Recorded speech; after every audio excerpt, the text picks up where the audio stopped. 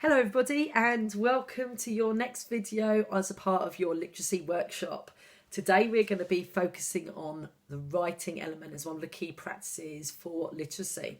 But before I do all that, I just want to have a little recap with you. Do you remember what literacy is? Literacy is the ability to read, write, speak and listen in a way that lets us communicate effectively and make sense of our world. What are the 5 key practices? Do you remember those? You should be looking at those in your literacy commitments over the past month. They are the key practices of talking, playing, singing, reading and writing. So, focusing on this next 10 minutes, we're going to be really looking at writing in supporting literacy practice. And I was looking up some key findings from the National Literacy Trust that came with some shocking results that there is a decline in children's literacy in the UK. 50.9% of children between 8 and 18 saying that they only engaged in writing a little bit outside of school or didn't enjoy writing at all. And I find that really sad because that's actually such a key skill that we all need. But that starts with us in nursery. What opportunities do we make to ensure that writing is fun? Don't worry about this or this at the minute. We need to ensure there are hundreds of experiences for children to be able to mark make with hundreds of different mark making utensils. That's what makes it fun. That's what makes it exciting. We don't want to turn children off from being effective mark makers, which leads to emergent writing. But how do we get there? What do we need to do? How do we ensure that children become effective and confident mark makers? These are the key things. We need to develop physical skills. We need to develop gross motor and fine motor skills for children to build up the strength and muscles in their shoulders, in their upper arms, and in the dexterity going into their forearms, their wrists, their hands and their fingers, to build up those physical skills, gross and fine motor, in order to be able to use those mark making implements. And I'm going to talk about a bit more about that as we go through the video. What other skills do we need to support confident mark making? Oracy is one. Children need to be able to communicate to make purposeful marks. We've talked about physical skills, which we'll talk about more in a minute, but motivation. Children need the motivation to be able to mark make. What motivation do you provide? They need the confidence to give it a go. So we need to make it exciting. We want to hook children in to want to be motivated, to want to make marks on different surfaces. And that isn't just always on paper. It can be out on your playground, on the walls, on the papers, in a whole variety of ways, in the sand, in water, in dough, a whole multitude of ways that you can mark make. Children need to have the time, the space and the practice to be able to consolidate those skills. They also need to develop what's called proprioception. That is the body's ability to think about all the different skills that it needs to be able to keep us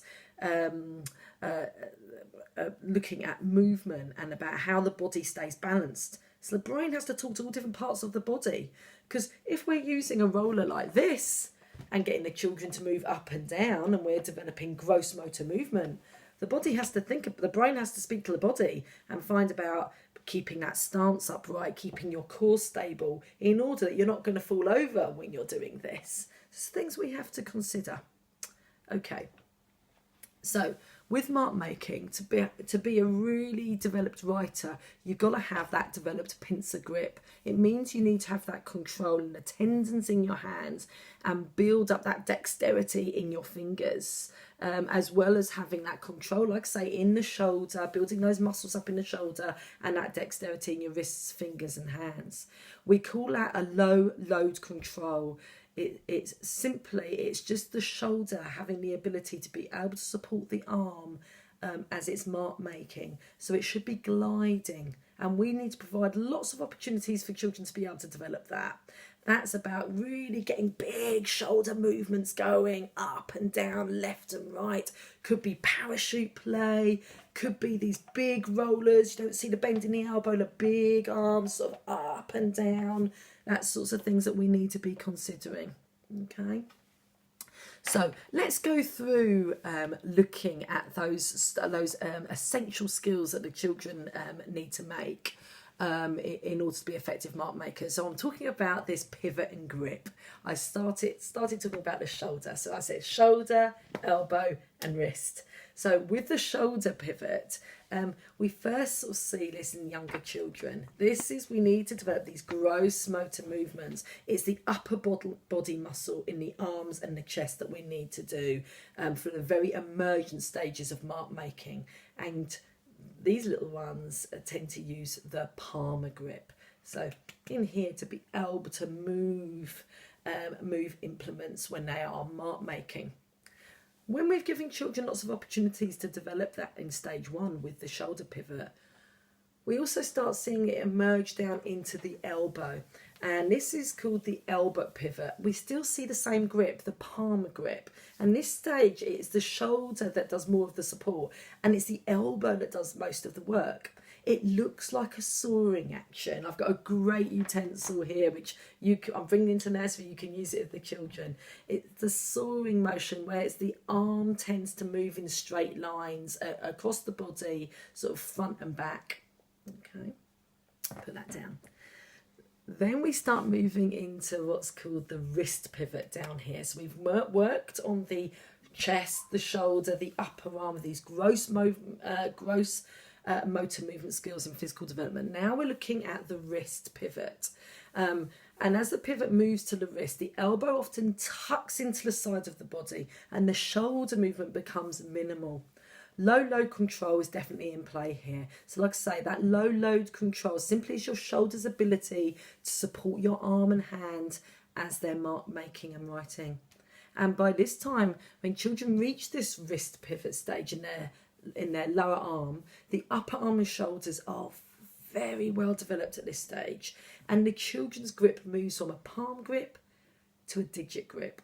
And we see what's called a digital pronate grip. And this is where children hold a pen or mark making implement like this. It's a 45-degree grip and you see that they mark like this. You'll see a lot of this movement. Okay. Now, it doesn't finish there with those pivots and grips. We've got to then start building that dexterity down through in these tendons, down into the hand, down into the fingers, and thinking about what kinds of things we can do which are fun and exciting for children to develop that they get that love and joy in mark making. So I'm going to talk to you about these different grips. Some you might know about, some you may not. So opportunities in their play for physical development that supports mark making. We have the hook grip, holding buckets, water, letting them carry it around, the grip that they need like this. That's called a hook grip.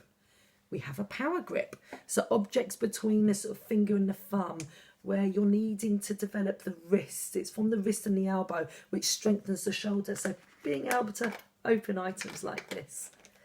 We have the palmar grip, which we talked about, which is where your mark making implement or your object goes across the palm and it's the thumb that stabilises the grip. So even things like pouring from a saucepan like this. Okay. Pincer grip we talked about, so you'll see very little ones. I've got some here with picking up between the forefinger and the thumb, tiny little objects. And thanks to Alistair Bryce Clegg, we get all of these wonderful funky finger exercises he's talked about in all these wonderful books. And we can do all these great fun things, even things like this. Look at this pipe cleaner, and I've just threaded on a Cheerio and things like that. Hand-eye coordination. Look at this. Pinching and pulling down.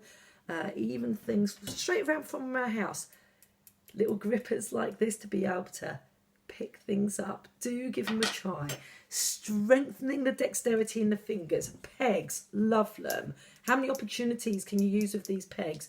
Pegging things on, getting children to pick things up with it, putting their artwork, letting children explore and play, building up that dexterity, rubber bands between the fingers, stretching and holding them out. Give it a try. Chuck grip.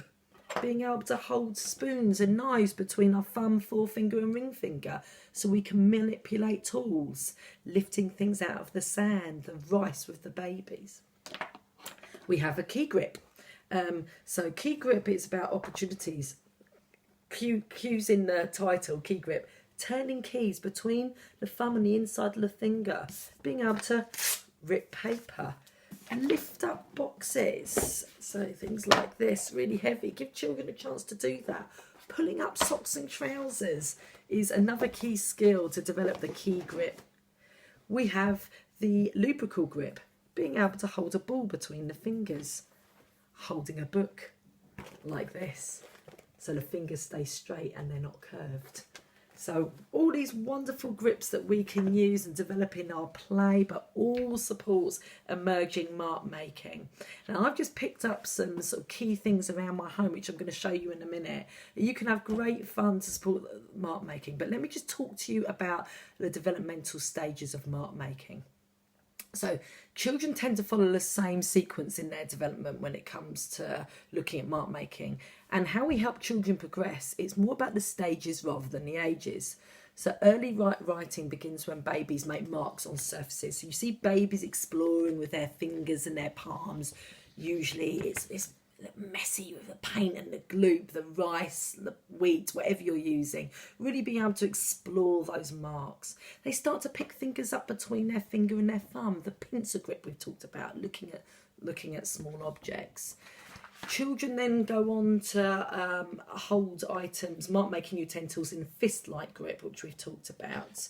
I need to find something like this, and start making random scribbles. They're not distinguishable between pictures and writing, and it's more about the joy of the movement rather than a need to assign a meaning to the end product. Children need to be able to repeat this many, many times and in many different contexts. In order to get that experience and get that love of mark making, which leads to emergent writing. Next, you're going to observe children holding mark making utensils in the digital pronate position, like I said, where the digit means the finger that is pronating and they're grasping. So you see that they adopt this position and manipulate with the first finger at the front and moving around. They need lots of attempts of this for marks to become representative. Then we see that they start making meanings to their marks. So you see lots of lines and zigzags, and children move on to individual marks. And maybe using some letters of personal significance, they start moving into what's called a tripod grip. And then that finally moves on to writing letters and symbols and writing from left to right. And they become aware that writing conveys meaning. And then they could start reading their own writing. So, few things that from around the home. This is about bringing the fun into mark making, everybody. So things like potato mashing. Boil up some potatoes, let them mash. It is making marks, okay, but it's developing the shoulders and the elbow grip. With these babies, being able to move around balls. I know you've got these in the baby room to really manipulate and get that dexterity going in the fingers. Spray bottles, wonderful opportunity to build up those strength in those fingers. Pipettes, squirting paint and water. Mark making with feathers. Why would you not want to mark make when you get all of these wonderful opportunities? Do think about that. And lastly, let's have fun with Dough Gym. Don't just get the dough out for children just to play with. Yes, of course we want them just to play with it, but do think about ways that you can develop opportunities of building up those physical skills so for them to really enjoy mark making opportunities. So it's about the poking in the clay like this, each of the fingers. It's about smacking the clay down. It's about the twisting, the manipulation in the wrist, the pinching, getting the fingers going. Even things like the rolling, getting the dexterity going through like this as well. So it's all through the shoulder, the elbow and the wrist and in the fingers. Do look about seeing how you can get that developed. I hope you've enjoyed this video. Speak to you soon. Thank you, everyone.